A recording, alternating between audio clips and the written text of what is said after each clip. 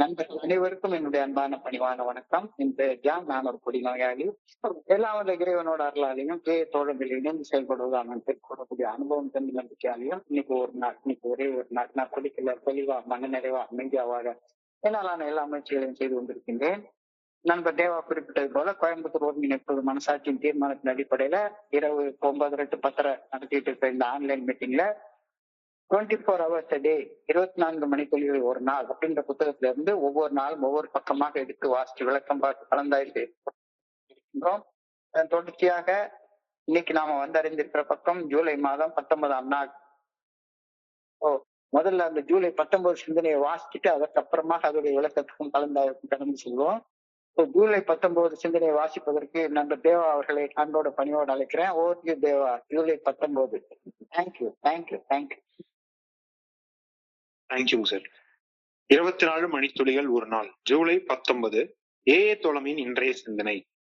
புறம் பேசுவதற்கும் பிற ஆளுமைகளை பற்றி விமர்சித்து குறை கூறுவதற்கும் ஏஏ தோழமையின் அறைகளில் இடமே இல்லை. ஏஏ தோழமையில் நாம் ஒவ்வொருவரும் சகோதர சகோதரிகள் ஆவோம். ஏஏ தோழமையின் உறுப்பினர்கள் தங்களிடையே வைத்துக் கொள்ளும் உறவு முறைகளை கிசுகிசுப்பதும் அவர்களது செயல்களை பற்றி புறம் பேசுவதும் கூடவே கூடாது. அவன் இரவு நேரங்களில் சிறிதளவு குடித்துக் கொள்கிறான் என்று சும்மாவாயினும் பிறரை பற்றி புறம் பேசுவது அறவே தவிர்க்கப்பட்டாக வேண்டும். ஒரு உறுப்பினர் ஏஏ தோழமையின் தத்துவங்களுக்கு ஏற்ப வாழாமல் பாதை மாறி சென்றால் அவரே முன்வந்து ஏஏ தோழமையின் சந்திப்புகளில் அவரது தவறை அவரே ஒப்புக்கொள்ளும் வரை அவரை குறித்து புறம் பேசாமல் இருப்பது நமக்கு நலம். தனது தவறை ஒப்புக்கொள்ளாதவன் தன்னைத்தானே காயப்படுத்திக் கொள்பவன் ஆவான். என் சக மனிதர்களை குறித்து நான் இன்னமும் புறம் பேசி திரிகின்றேனா? இன்றைக்கான தியானம். தனி மனிதர்களது வாழ்வில் நிகழும் அற்புதங்கள் இறையுட்பேராற்றலை பொறுத்தவரை இயல்பாக நிகழும் நிகழ்வுகளாகும். ஆயினும் அந்த இயல்பான நிகழ்வுகள் ஆன்மீக ஆற்றலால் மட்டுமே இயக்கப்படுகின்றன. மனித ஆளுமைகளின் அன்றாட வாழ்வில் நிகழும் அதிசயங்கள் இறையுட்பேராற்றலால் நிகழ்த்தப்படும் அற்புதங்களுக்கு அப்பாற்பட்டவை அல்ல. ஆனால் இறையுட்பேராற்றலின் நல்ல நல்ல ஒழுங்கான வழிகாட்டுதலுக்கு முழுமையாக பணிந்து செயல்பட்டு ஆற்றலுடன் வாழ்வோரின் வாழ்க்கையில் மட்டுமே அற்புதங்கள் நிகழும். மனித இயல்புகளில் மாற்றங்கள் அதிசயத்தக்க வகையில் அன்றாடம் நிகழ்கின்றன. எனினும் இறையுட்பேராற்றலை தவிர்த்து வேறெந்த ஆற்றலும் அற்புதங்களை நிகழ்த்துவதே இல்லை. ஒரு தனி மனிதன் நாட்கணக்கான மாதக்கணக்கான தன்னையே மிகுதியான நன்மைக்காக தயாரித்து கொண்டதன் விளைவாகவே அற்புதங்கள் நிகழ்கின்றன. தன்னலத்தையும் தன்முனைப்பையும் வென்று தன்னையே இறையுட்பேராற்றலுக்கு அர்ப்பணித்த மனிதர்களது வாழ்வில் மட்டுமே அற்புதங்கள் எப்பொழுதும் நிகழும். இன்றைக்கான பிரார்த்தனை. என் சக மனிதர்களது வாழ்வில் அற்புதங்கள் நிகழ்வதை எதிர்நோக்கி நான் வாழ வேண்டுமென வேண்டுகின்றேன். என் சக மனிதர்களுக்கு பணி செய்து கிடக்க நான் பயன்படுத்தப்பட வேண்டும் எனவும் பணிவுடன் வேண்டுகின்றேன். Thank you sir. நன்றி தேவா. நண்பர்கள் அனைவருக்கும் மீண்டும் ஒரு முறை என்னுடைய அன்பான பணிவான வணக்கங்கள் தெரிவித்துக் கொள்றேன். நான் ஒரு குடிநோயாளி. எல்லாம் வல்ல இறைவனோட அருளாலையும் தோழமையில் இணைந்து செயல்படுவதாலும் பெற்றுக்கொள்ளக்கூடிய அனுபவம் திரும்ப நம்பிக்கையாலையும் இன்னைக்கு ஒரே ஒரு நாள் நான் குடிக்கல தெளிவா மன நிறைவா அமைதியா வாழ என்னாலான எல்லா முயற்சிகளையும் செய்து கொண்டிருக்கின்றேன். நேற்றுக்கும் காசிப்பிங், பேக் பைட்டிங், புறம் பேசுறது, விமர்சனம் பண்ணி குறை சொல்றது, இதால விளையக்கூடிய தீய விளைவுகள் பற்றி பார்த்தோம். இன்னைக்கும் அதே சிந்தனையோடைய வேற ஒரு கோணத்துல நீட்டிப்பு தான் பாக்குறோம். பொறாமை அடுக்கார் பொறாமை என்பது என்னுடைய சக மனிதர்களின் உயர்வு, வெற்றி, செல்வம், அழகு அல்லது அவங்களுடைய திறமையை பார்த்து அதை தாங்கிக் கொள்ள முடியாம என் மனசுல தோன்றக்கூடிய வன்மம் அல்லது ஆற்றாமை, இந்த உணர்வை தான் பொறாமைன்னு சொல்றோம்.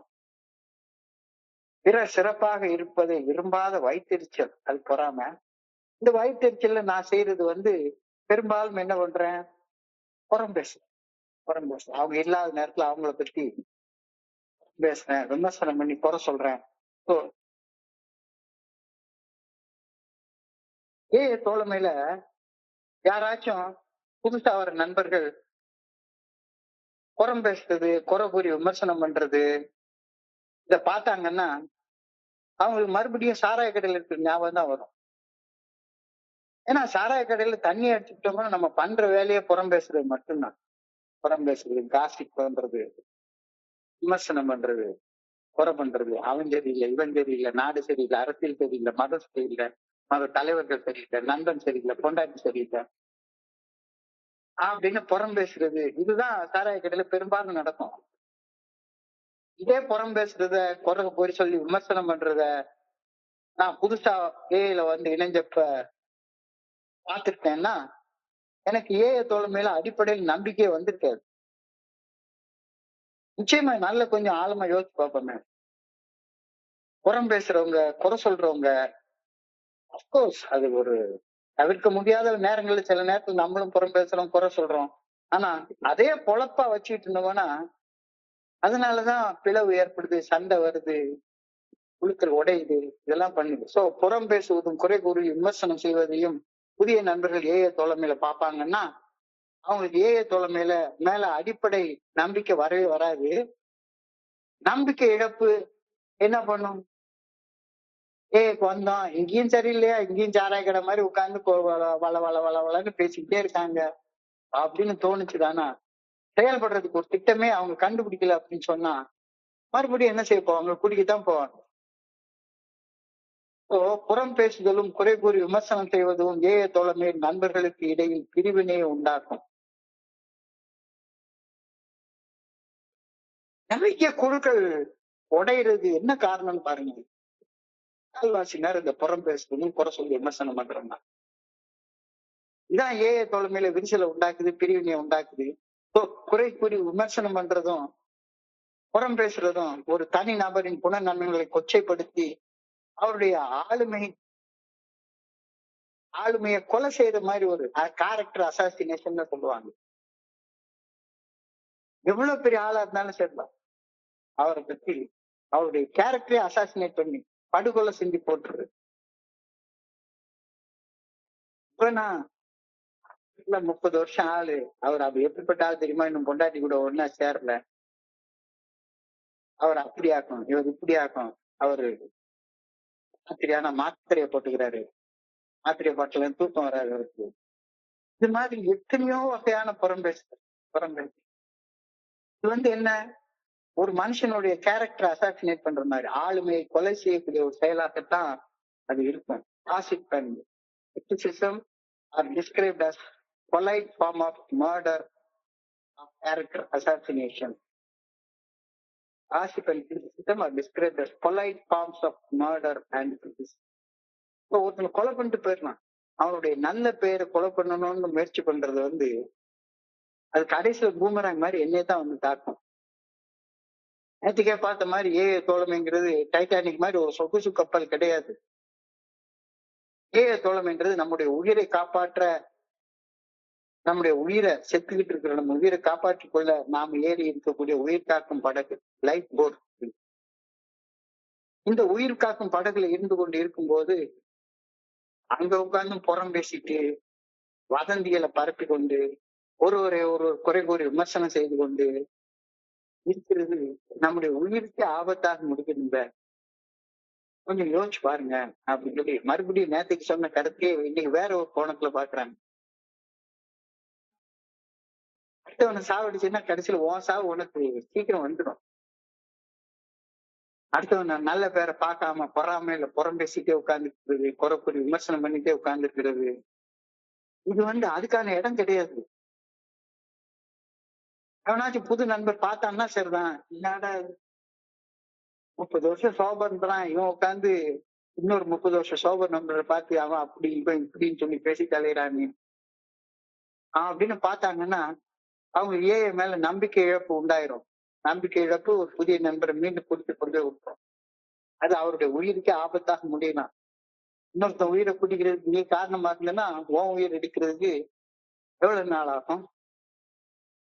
ஸோ ஏஐ குழு உறுப்பினர்கள் தத்தமது குணப்பட்டியலை தயாரிக்க ஆலோசனை கூறப்படுகிறார்களே அன்றி ஒருவர் மற்றவரின் குணப்பட்டியலை அல்லது குழுவுடைய குணப்பட்டியலை எடுக்கிறது குழுவை சிதைக்கக்கூடிய செயலாகத்தான் அமையும். இங்க வந்து உன்னுடைய மாறல் இன்னொன்று நீ எடு, இன்னொருத்தருடைய மாறல் இன்னொன்று நீ எடுத்துட்டீங்கன்னா அது குழுவை சிதைச்சு போட்டுரும். குழு இல்லைன்னு நம்ம இருக்க மாட்டோம். இது கொஞ்சம் ஆழமாக யோசிச்சு பாரு அப்படின்னு இன்னைக்கு சிந்தனையில கொடுத்துட்டாங்க. ஏய தோழமையின் கூட்டங்கள் ஏதோ ஒரு அறையில நடக்கின்றன. எங்கேயாச்சும் ஒரு இடத்துலதான் நம்ம எல்லாரும் கூடுறோம், சந்திச்சுக்கிறோம். அங்கதான் ஏய கூட்டங்கள் நடத்துறோம். ஏய தோழமையின் கூட்டங்கள் நடைபெறக்கூடிய இடம் வதந்திகள் பரப்பக்கூடிய இடமாகவும், புறம் பேசக்கூடிய இடமாகவும், குறை பேசக்கூடிய இடமாகவும் மாறினா தனி மனிதர்கள் குடிநோயின் பாதிப்புல இருந்து மீட்படைவது வெறும் கனவாக மட்டுமே மாறி போயிடும். அப்படி இருக்கக்கூடாது. குறை சொல்லி விமர்சனம் பண்ணிட்டு புறம் பேசிக்கிட்டு இருக்கிற இடமாக ஏய தோழமையை மாத்தணுமானா நம்மளால குடிநோயின் பாதிப்புல இருந்து மீட்படைய முடியாம போயிடும். பொறாமன்றது அவ்வளவு மோசமான ஒரு குணம் போல. ஏய தோழமையின் நண்பர்கள் யாராவது ஏய தோழமையின் 12 படிகள் அடங்கிய மீட்படையும் செயல் திட்டத்தை வாழ்க்கையாக வாழ தவறுனா, அவர் தவறு இழைத்தால் அது அந்த தனிநபரே முன் வந்து ஒப்புக்கொள்ள நாம கால அவகாசம் கொடுக்கணும். அது அந்த தனி நண்பரது பொறுப்பு. அது வேற யாருக்கும் அந்த பொறுப்பு கிடையாது. சப்போஸ் ஒருத்தர் வந்து எனக்கு 12 ஸ்டெப் ஒரு ப்ரோக்ராம் மேல 12 படிகள் அடிக்கும் மீட்படையும் செயல் திட்டத்துக்கு மேல நம்பிக்கை இல்ல, நான் அதை வாழ்க்கையா வாழணும்னு நினைக்கல அப்படின்னு சொன்னா, அது அவர் வேற வகையில வாழ்ந்துட்டு இருக்காருன்னா அவரே என்னைக்கு உணர்றாரோ அன்னைக்கு வந்து சொல்லட்டும். அவரே ஒப்புக்கொள்றதுக்கு அவருக்கு ஒரு வாய்ப்பு கொடுக்கணும். அதை விட்டுட்டு அந்த நண்பரின் மன தெளிவு நிலை குறித்து டீக்கடையில உட்கார்ந்து விமர்சனம் பண்ணிட்டு உட்கார்ந்து இருந்தோம்னா, அப்படி புறம் பேசுறது எல்லாருக்குமே தீமை பயக்கும். ஒருத்தருக்கு மட்டுமில்லை, எல்லாருக்கும் அது தீமை பயக்கும். இது இன்னைக்கு சிந்தனையுடைய மைய கருத்தாக இருக்கிறது. ஒருத்தருக்கு வந்து பிடிக்கல, அது எதுக்குப்பா 12 ஸ்டெப் ரெக்கவரி ப்ரோக்ராம் எல்லாம் வந்தோமா, குடிக்காம இருந்தோமா, மீட்டிங் வந்தோமா, ஊர் சுத்தணுமா, இருந்தோமா, என்ன இருந்துட்டு போறாரு. அவரை பத்தி ஸ்பெசிபிக்கா பேரை சொல்லி குறை சொல்லிட்டு இருக்கிறது அவருக்கு மட்டும் இல்ல, அந்த குழுவுக்கு பாதிப்பு வந்து அந்த குழுவில் இணைந்து செயல்படக்கூடிய நண்பர்களுக்கு பாதிப்பு, குழுவே சாராய கடையா மாறி போயிடும். அதை செய்யாத அப்படின்ற சிந்தனையை இன்னைக்கு சொல்லிட்டாங்க. Gossip about or criticism about personalities has no place in an AA room. Gossip about or criticism of personalities has no place in an AA room. புறம் பேசுறதுக்கும் பிற ஆளுமைகள் பற்றி விமர்சனம் செய்து குறை கூறுவதற்கும் ஏய தோழமையின் அறைகள்ல கூட்டங்கள்ல இடமே கிடையாது. அப்படி செஞ்சா உன் தலையில நீயே மண்ணள்ளி போட்டுக்கிற. ஏய தோழமையில இணைய வரும் ஒவ்வொரு தனி நபரும் தனி மனிதரும் நான் ஏய தோழமையில் இன்னொரு நண்பரை தன்னுடைய சகோதரனாகவோ சகோதரியாகவோ ஆக்கணும் அப்படின்ற உணர்வை மனசுக்குள்ளார உருவாக்கி கொள்ள முடியும். இங்க இருக்கிற எல்லாருமே ஏய தோழமையை சொல்றப்ப என்னுடைய குருஜி சொல்லுவாரு, ஏய fellowship is an extended family, ஒரு நீட்டிக்கப்பட்ட குடும்பம். இருக்கிற எல்லாருமே என்னுடைய சகோதரர்கள் சகோதரிகள். அந்த மனநிலையை நம்மளுக்குள்ளார நம்ம உருவாக்கி கொள்ளணும். ஒரு தனி மனிதனுடைய பின்னணியை பொருட்படுத்தாம குடிநோயின் பாதிப்புகளிலிருந்து மீட்படையும் பாதையில அனைவரும் சரிக்கு சமம் என்பதை ஏய தோழமை வலியுறுத்தி சொல்றது. யாராக இருந்தாலும் சேர்த்தான், எத்தனை வருஷம் சோபராக இருந்தாலும் சேர்றான். குடிநோயின் பாதிப்புகள்ல இருந்து மீட்படைகிற பயணத்துல நம்ம எல்லாரும் சரிக்கு சமமாக தான் பயணித்து போறோம் அப்படின்ற கருத்து ஏய தோழமை வலியுறுத்தி சொல்லுது. ஏய தோழமையில நம்ம எல்லாம் என்ன செய்யறோம்? ஏய தோழமை பரிந்துரைக்கக்கூடிய 12 படிகள் அடங்கிய மீட்படையும் செயல் திட்டத்தை வாழ்க்கையாக வாழ்தல் அப்படின்ற ஒரே ஒரு அம்சத்தோட ஒன்றுபட்டு வாழ்றோம். ஒன்றுபட்டால் உண்டு வாழ்வே, நம்ம ஒற்றுமை நீங்கிடில் அனைவருக்கும் தாழ்வே. நாம ஒன்றுபட்டால், எதுல ஒன்றுபட்டால்? ஏய தோழமை பரிந்துரைக்கக்கூடிய 12 படிகள் அடங்கிய மீட்படையும் செயல் திட்டத்தை வாழ்க்கையாக வாழ்றதுல ஒன்றுபட்டால் நமக்கு வாழ்வு உண்டு. ஒன்றுபட்டால் உண்டு வாழ்வு. ஒற்றுமை நீங்கிடில் அதாவது நம்ம ஏஏ தோழமை பரிந்துரைக்கக்கூடிய 12 படிகள் அடங்கிய மீட்படையும் செயல் திட்டத்தோடு ஒன்று படாவிட்டால், அப்படி ஒன்று படாதவர்கள் அனைவருக்கும் தாழ்வு. இந்த கருத்து ரொம்ப முக்கியமானது. சோ அப்படி ஒன்றுபட்டு செயல்படுறவங்க எல்லாருமே என்னுடைய சகோதர சகோதரிகள் அப்படின்ற கருத்து, எல்லாரும் சமமானவர்கள் அப்படின்ற கருத்து இன்றைய சிந்தனையில வலியுறுத்தி சொல்லப்பட்டிருக்கிறது. உறுப்பினர் தகுதி அந்த உறுப்பினரே நிர்ணயம் பண்ணிக்கிறது தான். நீ ஏல சேர்றதுக்கு தகுதியானவன், நீ தகுதி இல்லாதவன் அப்படின்ற தகுதி நிர்ணயம் செய்யறதுக்கு யாருக்கும் தோழமையில உரிமையே கிடையவே கிடையாது. சப்போஸ் யோசிச்சு பாருங்களேன், நான் தோழமைக்கு இணைந்த முதல் நாள்ல யாராச்சும் என்கிட்ட ஒரு ஃபார்மை ஃபில்அப் கொடுத்து, இதை ஃபில்அப் பண்ணி கொடு, உன் பேர் என்ன, ஊர் என்ன, என்ன படிச்சிருக்க, என்ன வேலை செய்யற, எவ்வளவு சம்பளம், எவ்வளவு கல்யாணம் ஆயிடுச்சு ஆகலையா, பிள்ளைகள் எத்தனை, பிள்ளைகள் என்ன பண்ணுது, வருஷ வருமானம் என்ன, இப்படிலாம் தகவல் கேட்டிருந்தாங்கன்னு வைங்களேன், அந்த ஃபார்ம் கிழிச்சு மூஞ்சிலே தூரம் இருந்துட்டு நான் போயிட்டே இருந்திருப்பேன். ஃபார்மை ஃபில்அப் பண்ணி கொடுத்துட்டு, வா நான் உன்னுடைய விண்ணப்பத்தை பரிசீலனை பண்றோம், நாளைக்கு உனக்கு அப்பாயின்மெண்ட் ஆர்டர் கொடுக்குறோம், நீ தோழமையில இணைஞ்சுக்கோ அப்படின்னு சொல்லியிருந்தாங்கன்னா நான் இணைஞ்சிருப்பேனா? இல்லையே. தோழமை தனி மனிதர்களின் பாதுகாப்பில் மட்டுமே முழுமையாக கவனத்தை செலுத்தி செயல்படுது. இங்க வர்ற யாருமே திரும்ப போய் குடிச்சு செத்து போயிடக்கூடாது. அதனால நாம இந்த இடத்துல புறம் பேச மாட்டோம், குறை சொல்ல மாட்டோம், இந்த இடத்த சாராய கடை மாதிரி மாத்த மாட்டோம். இங்க இருக்கிற எல்லாருமே என்னுடைய சகோதர சகோதரிகள். Every man in AA is my brother as long as he is a member of Alcoholics Anonymous. Every man, யாராக இருந்தாலும் சரி, யாராக இருந்தாலும் சரி, அவர் தோழமையில இணைந்து செயல்படுற வரைக்கும் அவர் என்னுடைய சகோதரன் சகோதரி. This basic principle, இந்த அடிப்படை தத்துவம் encourages a supportive community where members feel safe, share their experiences and pursue a sober life. தோழமையில எல்லாரும் சமம், எல்லாரும் சகோதர சகோதரிகள் அப்படின்றது ஒரு அடிப்படை தத்துவம், அடிப்படை தத்துவம். தோழமையில நாம நம்முடைய அனுபவம் நம்பிக்கையை ஒருத்தரோட பகிர்ந்து கொண்டு குடிநோயின் பாதிப்புகள் இருந்து மீட்படையும் ஒரு தோழமைய ஒவ்வொரு மனிதருக்கு உருவாக்கி கொடுக்கிறோம். ஒவ்வொரு மனிதனுக்கும் ஒரு ஃபெலோஷிப்பை உருவாக்கி கொடுக்கிறோம். தாராளமா நீ வரலாம், இங்க அனுபவம் நம்பிக்கையை கேட்கலாம், அனுபவம் நம்பிக்கையை பகிர்ந்து கொள்ளலாம். ஒரு நாள் அடிப்படையில நீ உடல் நிதானத்தோடையும் மன தெளிவோடையும் வாழ ஆரம்பிக்கலாம் அப்படின்ற வாய்ப்பை ஒரு தனி நபருக்கு நம்ம உருவாக்கி கொடுக்கிறோம். இது ஒரு தனித்துவம் வாய்ந்த ஒரு இடம். இந்த இடத்துல இது ஒரு உயிர் காக்கும் படத்து, வாழ்வா சாவாங்கிற பிரச்சனையை டீல் பண்ற இடம்.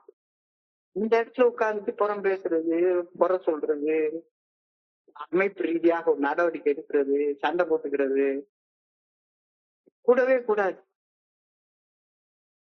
தோழமையில யாரும் யாருடைய குறை நிறைகளை பத்தி புறம் பேசவோ, குறை சொல்லி விமர்சனம் சொல்றதோ கூடவே கூடாது.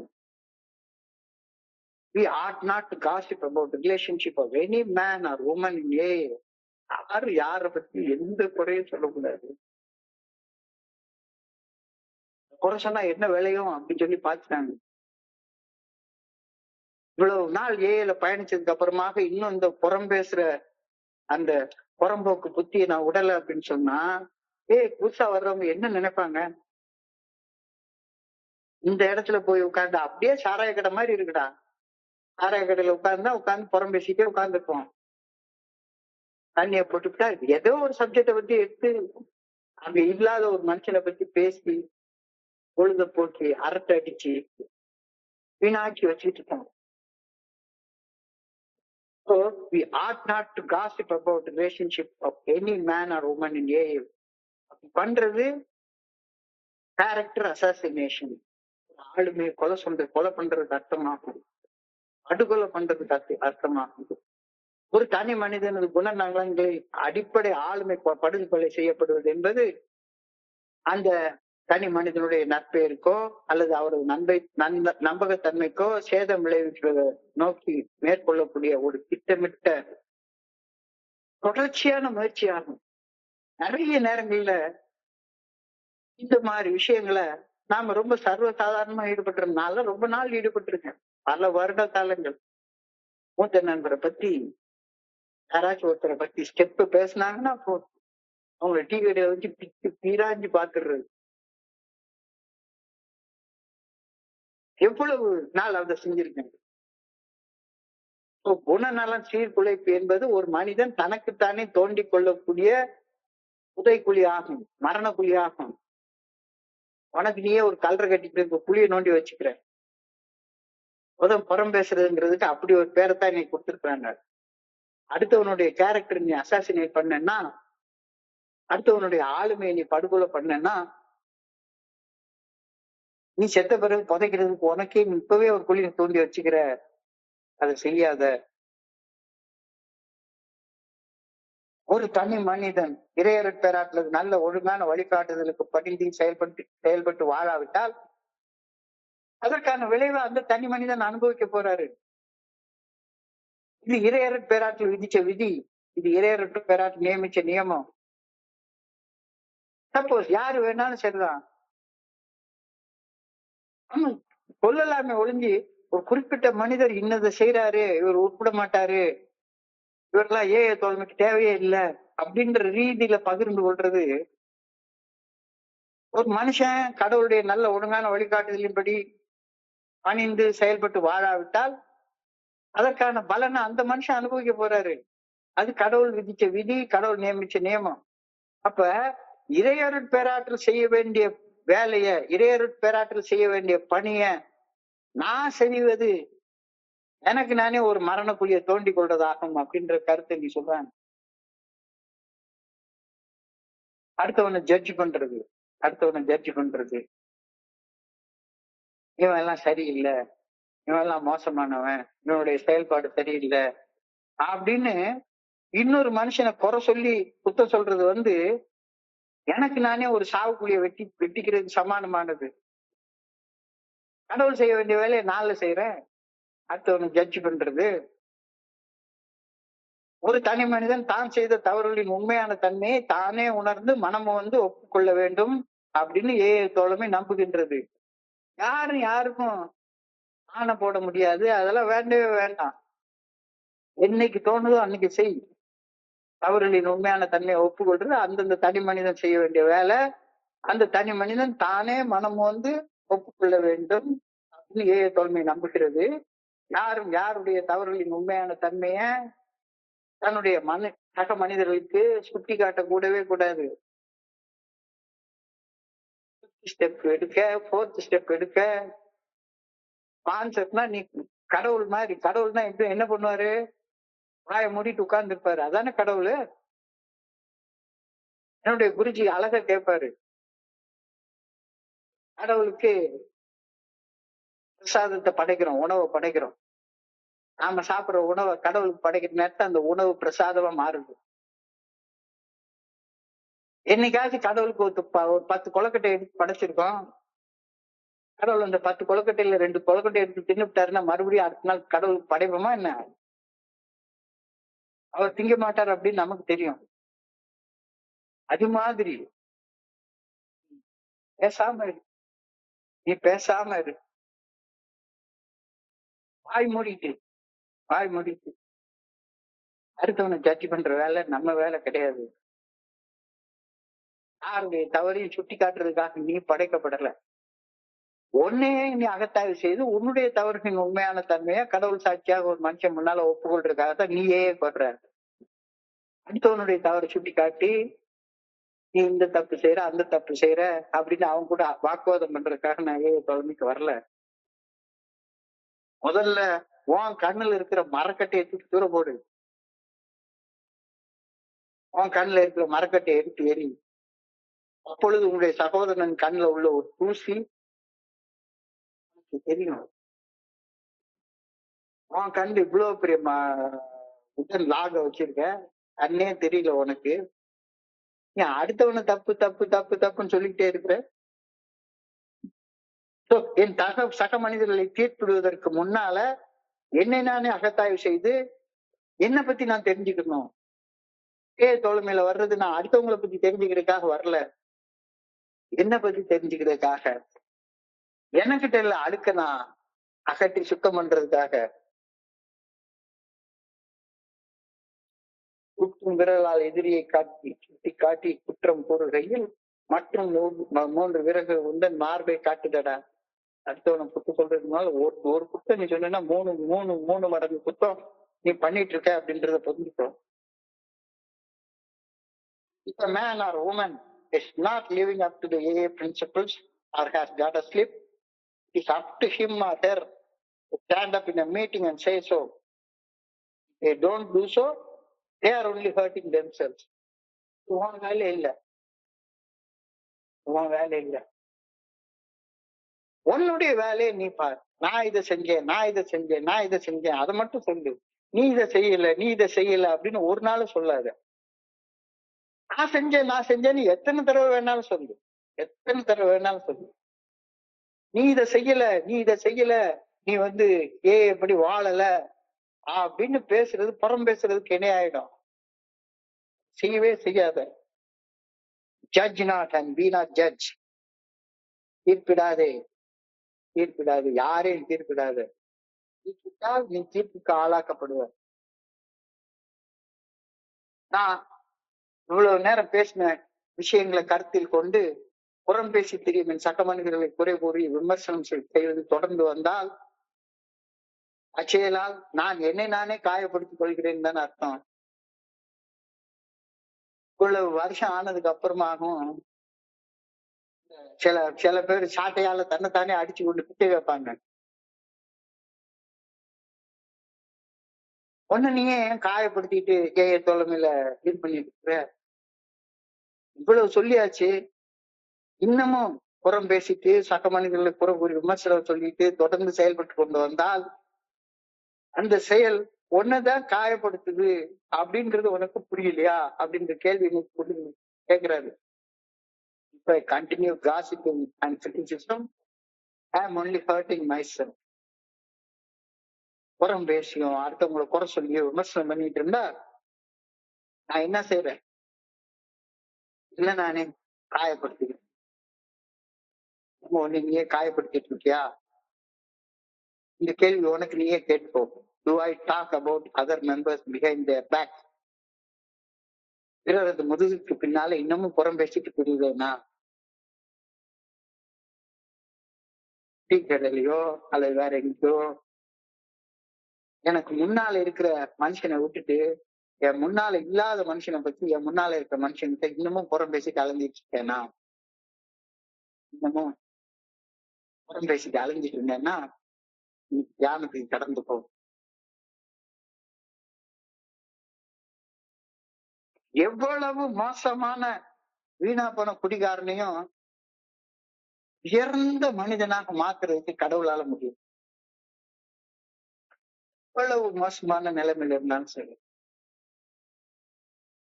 அவனை ஒரு உன்னதமான மனிதனாக மாற்றுவதற்கு கடவுளால முடியும். அப்ப ஒரு அதிசயம்னா என்ன?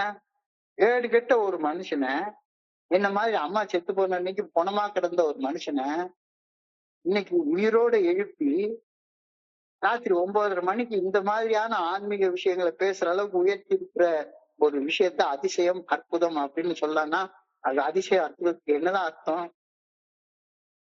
இப்போ மனிதனாக எனக்கு அதிசயமாகவும் அற்புதமாகவும் தோன்றக்கூடிய ஒரு விஷயம் கடவுளுக்கு இறையற பேராற்றலுக்கு அன்றாடம் இயல்பாக நிகழ்த்தி காட்டக்கூடிய ஒரு நிகழ்வு அப்படின்னு சொல்றாரு.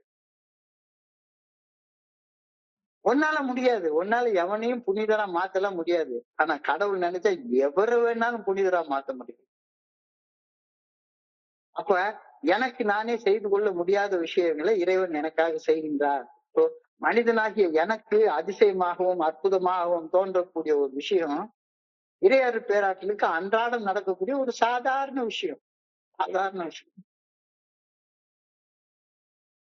இது இன்றைக்கு தியானத்துடைய வார்த்தை. கொஞ்சம் ஆழமாக சிந்திச்சு பார்ப்பேன்.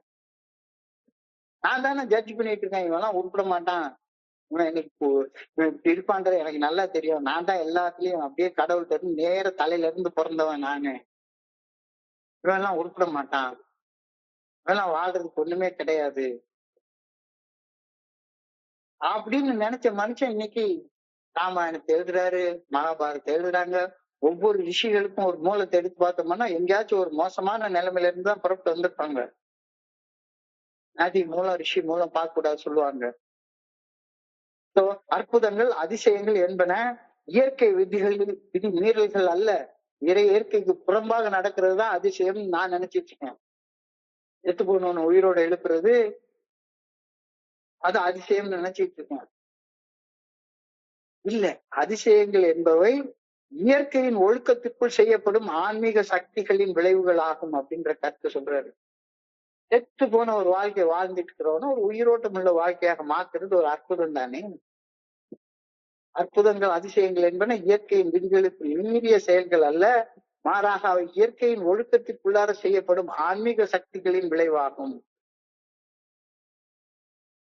இது தியானத்துடைய முதல் வரி. கொஞ்சம் அழகா யோசிச்சு பார்ப்போம் இந்த வரிய. ஒரு தனி மனிதனாகிய நான் என்னுடைய மனசாட்சியின் மூலம் வெளிப்படுத்தப்படும் இறையருள் பேராற்றில் நல்ல ஒழுங்கான வழிகாட்டுதலுக்கு பணியில் செயற்படும் போது நான் என்னை இறைவனோட இணைத்துக் கொள்கின்றேன். இறைவனோட இணைத்துக் கொள்றேன். எப்படி இணைத்துக் கொள்றேன்? இறைவனுக்கு பணிந்து செயல்படும் போது, அவருடைய நல்ல ஒழுங்கான வழிகாட்டுதலுக்கு பணிந்து செயல்படும் போது நான் என்ன இறைவனோட இணைத்துக் கொள்கின்றேன். அப்பொழுது என்னுடைய ஆன்மீக மற்றும் அறநெறியிலான பயணம் வளர்வது ஒரு இயற்கையான நிகழ்வு. அது ஒண்ணு செயற்கையான நிகழ்வு கிடையாதுல்ல. அது மோசமான ஒரு குடி நோயாளியாக வாழ்ந்துட்டு இருந்தேன்னா என்னுடைய மனசாட்சியின் மூலமாக வெளிப்படுத்தப்படும் இறையருள் பேராற்றின் நல்ல ஒழுங்கான வழிகாட்டுதலுக்கு பணிந்து செயல்பட்டு மனசாட்சி உறுத்தக்கூடிய செயலை செய்யாம மனசாட்சி சரின்னு சொல்லக்கூடிய செயலை செய்து வாழும் போது நான் ஒரு அறநெறியிலான வாழ்க்கையில பரிணாம வளர்ச்சி காண ஆரம்பிக்கிறேன். செயற்கையான நிகழ்வா என்ன? இயற்கையாக நிகழக்கூடிய ஒரு நிகழ்வு, ரொம்ப இயற்கையாக நிகழக்கூடிய நிகழ்வு. நீ பணியாம இருந்துட்டு ஆன்மீக விழிப்புணர்வு எனக்கு கிடைச்சிருக்குன்னு சொன்னாதான் அது செயற்கையான நிகழ்வு. இறைவனுடைய வழிகாட்டுதலுக்கு பணியவே மாட்டேன், நான் பாட்டுக்கு தாண்ட வேண்டியதெல்லாம் குடிச்சுட்டே இருப்பேன், என்ன வேணா செஞ்சுட்டே இருப்பேன், ஊர் அடிச்சு ஒலையில போட்டு கோடி கோடியா பணம் சேர்த்துட்டே இருப்பேன், ஆனாலும் எனக்கு ஆன்மீக விழிப்புணர்வு கிடைச்சிருச்சு, 1,00,000 கோடி ரூபாய் சொத்து சேர்த்து வச்சிருப்பேன், எல்லாருக்கும் ஆன்மீகம் சொல்லி தர்றேன், வழி காட்டுறேன். செயற்கையாக எதுவுமே இன்னைக்கு நடக்காது. ஒரு தனி மனிதன் மனசாட்சியின் மூலமாக வெளிப்படுத்தப்படும் இறையர் பேராற்றில் நல்ல ஒழுங்கான வழிகாட்டுதலுக்கு பணிந்து செயல்படும் போது தன்னை இறைவனோடு இணைத்துக் கொள்கின்றான். ஒரு தனி மனிதன் தன்னை இறைவனோடு இணைத்துக் கொள்ளும் போது தனி மனிதன் ஆன்மீக மற்றும் அறநெறியிலான பயணம் ஆரம்பிச்சு வளர்ச்சி காண்பது ஒரு இயற்கையான நிகழ்வு. அது ஒரு செயற்கையான நிகழ்வு கிடையாது. இந்த இயல்பான இயற்கையான நிகழ்வு தனி மனிதனது வாழ்வில் ஆழமான அமைதியான மாற்றத்தை உண்டாக்குது. இதுதானே நடக்குது. இல்ல வேற என்ன நடக்குது? இயற்கையாக நடக்குது. ஒண்ணும் செயற்கையில அங்க கிடையவே கிடையாது. God, a miracle of change in a person's life is only natural happening. மனுஷனுடைய குடிநோயாளிய வாழ்க்கையை மாற்றுறது இறைவனை பொறுத்த அளவுல ஒரு இயற்கையான நிகழ்வு. இயற்கையா நிகழ்ற நிகழ்வு செயற்கையாக நீ ஏன்டா பார்த்துட்டு உட்கார்ந்துருக்கிற? இங்க போன இங்க போன அதை பொண்ண இதை பொண்ண இதெல்லாம் எதுக்கு? மனசாட்சி உறுத்துற செயலை செய்யாது. மனசாட்சி சரின்னு சொல்லக்கூடிய செயலை செய்யும். தானா நடக்கும், தானா நடக்கும், தானா நடக்கும். But it is a natural happening operated by a spiritual force. உன்னுடைய சக்தியால் நடக்கல. It's a natural process happening by a spiritual force. அற்புதங்கள் என்பன இயற்கைக்கு அப்பாற்பட்ட நிகழ்வுகள் அல்ல, அவை இன்னமும் சரியாக புரிந்து கொள்ளப்படாத இயற்கையின் நிகழ்வுகள்.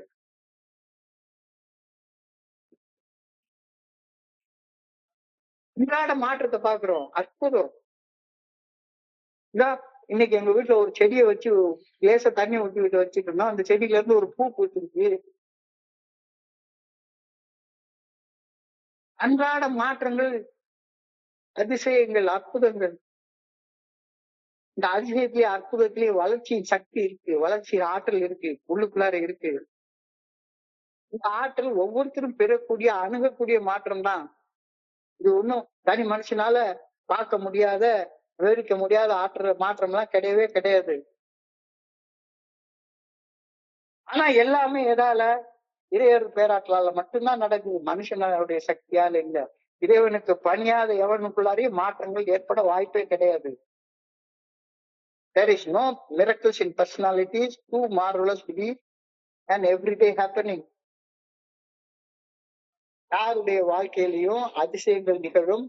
ஆனால் மனசாட்சியின் மூலம் வெளிப்படுத்தப்படும் இறையர் பேராற்றின் நல்ல ஒழுங்கான வழிகாட்டுதலுக்கு பணிந்து, மனசாட்சி உட்கும் செயல்களை செய்யாமலும், மனசாட்சி சரியென சொல்லும் செயல்களை செய்தும் பணிவுடன் வாழும் மனிதர்கள் வாழ்க்கையில மட்டும்தான் அதிசயிக்கத்தக்க மாற்றங்கள் நிகழும். ரொம்ப டீப்பா திங்க் பண்ண வேண்டிய ஒரு sentence. But miracles happen only to those who are fully guided and strengthened by the good orderly direction of God. Miraculous changes in people's natures happen so simply, and yet we are free from all agencies but the grace of God. அவருடைய வாழ்க்கையில் நிகழக்கூடிய அந்த அதிசயங்கள் மனசாட்சியின் மூலமாக வெளிப்படுத்தப்படும் இறையர் பேராற்றல் நல்ல ஒழுங்கான வழிகாட்டியை பணிந்து, மனசாட்சி உறுத்தக்கூடிய செயல்களை சரியா செய்யாம, மனசாட்சி சரின்னு சொல்லக்கூடிய செயல்களை செய்து, முயற்சி, பயிற்சி, சாதனை செய்து வாழக்கூடிய மனிதர்கள் வாழ்க்கையில அதிசயிக்கத்தக்க மாற்றங்கள், அற்புதமான மாற்றங்கள் நிகழ்ந்து கொண்டே இருக்கும். இந்த அற்புதங்கள் நிகழ ஒரு மனுஷன் செய்ய வேண்டிய என்னது? பணிவுடன் செயல்பட முயற்சி செய்யறது மட்டும்தானே அவன் செய்ய வேண்டிய வேலை. வேற என்ன வேலை அவன் செய்ய வேண்டியிருக்கு? But these miracles, marvelous miracles, have been prepared for day by day, month by month, longing for something better. ஒரு நாள்ல பணிஞ்சு இறைவனுக்கு பணிஞ்சிட்டேன், மனசாட்சி ஊத்தக்கூடிய செயலை செய்யல, மனசாட்சி சரின்னு சொல்லக்கூடிய செயலை செய்யறேன், அடுத்த நாளே மிரட்டி நடந்துருமான்னா நடக்காது. அரச மரத்தை சுத்தி வந்துட்டு அடி வைத்து தொட்டு பார்த்தா ஒண்ணுமே இருக்காது. தொடர்ந்து தொடர்ந்து தொடர்ந்து சந்தோஷமா இரு. ஆட்டோமேட்டிக்கா 10 மாசத்துல குழந்தை வந்து சந்தோஷமா இரு. கொண்டாட்டி கூட சந்தோஷமா இரு. எங்க ஊர்ல ஒரு பழமொழி சொல்லுவாங்க, ஊராமொழியை ஊட்டி வளர்த்தா தாப்புல தானே வளரும் அப்படிமா. என்னையா பழமொழி? ஊராம்பிள்ளைன்னா எங்க மாமனாருடைய பொண்ணு, எனக்கு ஊராமுக்கு பொண்ணுனா அதை ஊட்டி ஊட்டி வளர்க்க வளர்க்க வளர்க்க என் பிள்ளை தானா வளரும். அன்போட செயல்பட்டால் அதிசயங்கள் தானா நடக்கும். அன்போடு இரு, அன்போடு இரு. These miracles have been prepared but for day by day, month after month, year after year, longing something better. நேற்றையோட இன்னைக்கு முன்னேற்றமா இருக்கணும், போன வாரத்தோட இந்த வாரம் முன்னேற்றமா இருக்கணும், போன மாசத்தோட இந்த மாசம் முன்னேற்றமா இருக்கணும், போன வருஷத்தோட இந்த வருஷம் முன்னேற்றமா இருக்கணும். இல்ல அதை விட தாழ்நிலைக்கு போயிட்டேன். ஒரு வருஷத்துல அழகா என்னுடைய குருவி சொல்லுவார், உன்னுடைய சம்பளத்துல 10% மட்டும் சேர்த்து வச்சிருந்தேன்னா, எனக்கு சம்பளம் 100 ரூபான்னா 90 ரூபாய் தான் என்னுடைய செலவு வச்சுக்கணும். 10 ரூபாய் மட்டும் சேர்த்து வச்சிருந்தேன்னா உன்னுடைய வாழ்க்கை நேரத்துக்கு எப்படி இருந்திருக்கும்? எனக்கு 100 ரூபாய் பத்தாது, 100 ரூபாய் பத்தாது. நான் வாங்கி தின்னணும், அதை வாங்கி தின்னணும். பணம் இருந்தா சாப்பிடு. 10 ரூபாய் கடவுளுக்கு, 90 ரூபாய் எனக்கு. கடவுளுடைய பணத்துல நான் எடுக்க மாட்டேன். அந்த கடவுளுடைய பணத்தை உண்டியல்ல போடாத. கடவுள் நாளை என்பது இறைவனுக்கு, இன்று என்பது மனிதனுக்கு. இன்னைக்கு எனக்கு செலவு பண்ண 90 ரூபாய், நாளைக்கு கடவுளை சார்ந்தது, அதுக்காக 10 ரூபாய். அந்த 10 ரூபாயில இருந்து எடுக்காம வச்சிருந்தேன்னா இந்நேரத்துக்கு என் நிலைமை எப்படி இருந்திருந்திருக்கும்? Day by day, week after week, month after month, year after year, நான் இந்த நல்ல ஒழுங்கான வழிகாட்டுதலை பின்பற்றி வாழ்ந்துட்டீங்கன்னா அதிசயங்கள் நடக்கும். இல்லாட்டி போனா ஒரு மண்ணாங்கட்டியும் நடக்காது. தன்னலத்தையும் தன்முனைப்பையும் வென்று தன்னையே இறையர் பேராற்றலுக்கு அர்ப்பணித்த மனிதர்கள் வாழ்க்கையில மட்டும்தான் அற்புதங்கள் நிகழும். வேற எவன் வாழ்க்கையில் நிகழவே நிகழாது. They are always accompanied by a real desire to conquer self. தன்னலத்தையும் தன்முனைப்பையும் வென்று தன்னுடைய வாழ்க்கையை கடவுளுக்கு அர்ப்பணிக்கிறவங்க வாழ்க்கையில தான் மட்டும்தான் அற்புதங்கள் நடக்கும். ஒன்னால ஒண்ணுமே ஒரு தலையில இருக்க முடிய கூட கொடுக்க முடியாது. I pray that I may expect miracles in the lives of people. நான் என் வாழ்க்கையில என்னை சுற்றி வாழக்கூடிய சக மனிதர்கள் வாழ்க்கையிலையும் அற்புதங்கள் நிகழ்வதை எதிர்நோக்கி நான் வாழ வேண்டும் என வேண்டுகின்றேன். I pray that I may be used to help people change. என் சக மனிதர்களுக்கு பணி செய்து கிடக்க நான் பயன்படுத்தப்பட வேண்டும் என ஆண்டவர் வேண்டுகின்றேன். உண்மையிலே ஆண்டவர் என்னை பயன்படுத்தி ஒரு நாள் ராத்திரி என்னுடைய சக மனிதர்களுடைய வாழ்க்கையில சின்ன சின்ன மாற்றங்களை கொண்டு வர்றதுக்கு உதவியாக இருக்கிறார்ன்றது என்னால புரிந்து கொள்ள முடியுது. இந்த பிரேயரோட இன்னைக்கு சிந்தனை முடிஞ்சுது. ஸோ இன்றைக்கு நாம சிந்திச்சது ஒரு 2 நிமிஷம் சுருக்கமாக பார்ப்போம். மீட்டிங்ல யாராச்சும் நான் வந்த அன்னைக்கு புறம் பேசிக்கிட்டு அடுத்தவங்களை புறமுறை விமர்சனம் பண்ணிட்டு இன்டர் குரூப்பா ஆரம்பிச்சுட்டே உட்கார்ந்து இருந்தாங்க அப்படின்னு சொன்னா நான் எல்லாம் சத்தியமா வந்துக்க மாட்டேன். ஏன் தோழமை அவ்வளவுதான் வளர மாட்டேங்குது அப்படின்னா இங்க இன்னமே உட்கார்ந்து புறம் பேசிட்டு உட்கார்ந்துருக்கோம், குறை சொல்லிட்டு உட்கார்ந்துருக்கோம், விமர்சனம் பண்ணிட்டு உட்கார்ந்துருக்கோம். Gossip and criticism are described as polite forms of murder of character assassination. ஆளுமை படுவது. நீ தோழமையில வந்திருக்கிறது உன்னுடைய குணப்பட்டியலை தயாரிக்கிறதுக்காக வந்திருக்கே ஒழிஞ்சு உன்னுடைய சக மனிதர்கள் குணப்பட்டியலை தயார் பண்றதுக்காக இங்க வரல. தோழமையின் கூட்டங்கள் ஏதோ ஒரு அறையில நடக்கின்றன. தோழமையின் நடைபெறும் இடத்தில் பேசுறதும் வதந்திகளை பரப்புறதும் பேசுற இடமா மாறினா நோயின் பாதிப்புல இருந்து ஒன்னால மீட்படைய முடியாது. வீக்கா இருக்கிற நண்பர்கள் மீண்டும் போய் குடிக்கிற வாய்ப்புகள் நிறைய அதிகம். ஆசிப்பவன் criticism of personality was no place in an AA room. புறம் பேசுவதற்கும் பிற ஆளுமைகளை பற்றி விமர்சனம் செய்து குறை கூறுவதற்கும் தோழமையின் அறைகளில் இடமே கிடையாது. தோழமையில வந்து இணைகிற நண்பர்கள் எல்லாருமே எனக்கு சகோதர சகோதரிகள் ஆவார்கள்.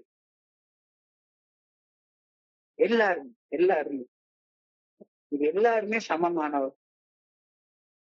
சக உதரர்கள், சக உதரிகள். உதரம் என்றால் வயிறு. ஒரே சோர்ஸ்ல இருந்து பிறந்தவங்க நம்ம எல்லாரும். கடவுளை அப்பான்னு கூப்பிடுறோம் அப்படின்னா நம்ம எல்லாருமே சகோதரர்கள். இதுல உயர்ந்த சகோதரன், தாழ்ந்த சகோதரன், இவன் பாவம் பண்ணாதவன் அப்படிதான் ஒண்ணுமே கிடையாது. பாவம் பண்ணவனுக்கு விமர்சனம் கிடையாதுன்னா எனக்கு ஏது விமர்சனம்? Every man in AA is a brother as long as lives in the AA program.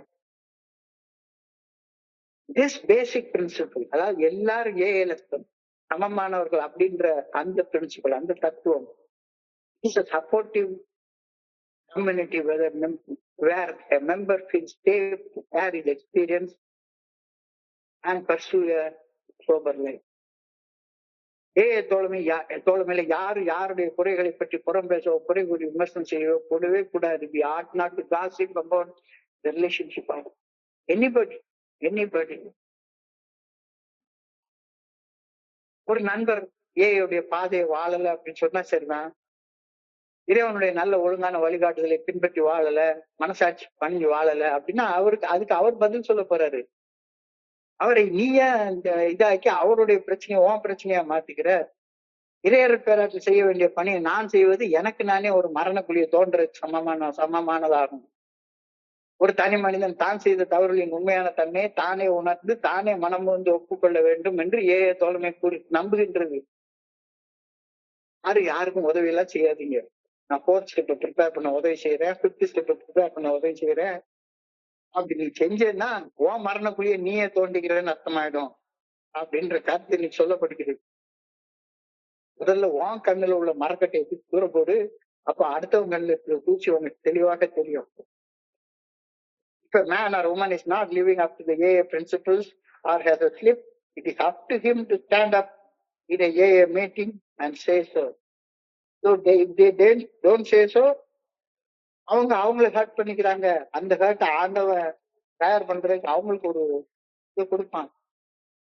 நான் இந்த விஷயங்களை எல்லாம் கருத்தில் கொள்ளாது இன்னமும் புறம் பேசி ஒரு விமர்சனம் பண்ணி திரும்பிட்டு இருந்தேன்னா நான் என்ன நானே காயப்படுத்திக்கிறேன்னு அர்த்தம். If I continue gossiping and criticism I am only hurting my self.